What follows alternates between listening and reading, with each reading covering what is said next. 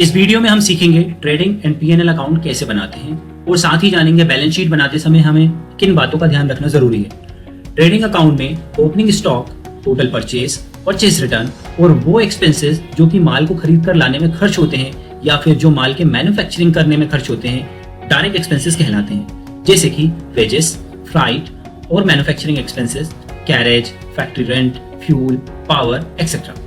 और इन सभी खर्चों को ट्रेडिंग अकाउंट में डेबिट साइड लिखा जाता है। ऐसे ही ट्रेडिंग अकाउंट के क्रेडिट साइड में हम टोटल सेल्स रिटर्न और क्लोजिंग स्टॉक को लिखते हैं। इन सारे खर्चों की कटौती करने के बाद जो अमाउंट हमें प्राप्त होता है वो ग्रॉस प्रॉफिट या ग्रॉस लॉस कहलाता है।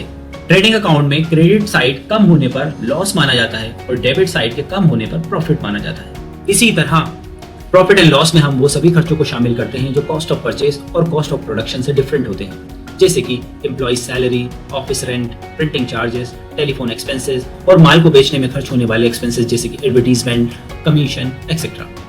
इन्हें इनडायरेक्ट एक्सपेंसेस के नाम से जाना जाता है और इन सभी खर्चों को हम डेबिट साइड लिखते हैं। इसी तरह इनडायरेक्ट इनकम्स जैसे कि रेंट अगर प्राप्त हुआ है तो रेंट रिसीव लिखा जाएगा, अगर इंटरेस्ट प्राप्त हुआ है तो interest receive on deposit etcetera. इन सारे खर्चों की कटौती करने के बाद जो अमाउंट हमें प्राप्त होता है वो नेट प्रॉफिट या नेट लॉस कहलाता है।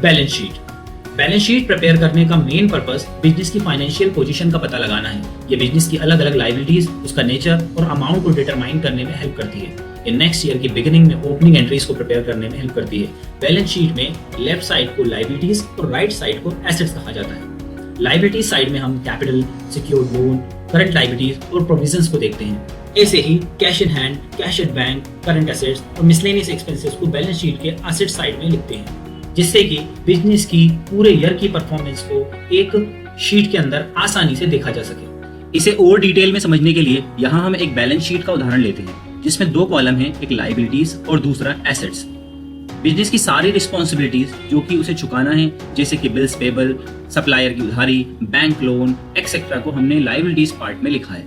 इसी तरह हमने एसेट्स कॉलम में बिजनेस की सभी एसेट्स, जैसे कि हमारे पास कितना बैलेंस अकाउंट में है और कितना बैलेंस कैश में है, बिजनेस से हमने अब तक क्या बनाया, जैसे कि बिल्डिंग, फर्नीचर, या कितना पैसा हमने कस्टमर से प्राप्त होना है और कितना स्टॉक हमें साल के अंत में बच गया।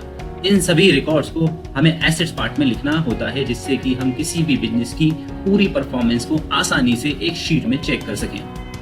आशा करता हूँ ये वीडियो आपको पसंद आया होगा और थोड़ा भी इंफॉर्मेटिव अगर आपको लगा है तो सब्सक्राइब करें, लाइक करें और अपने दोस्तों के साथ शेयर करें।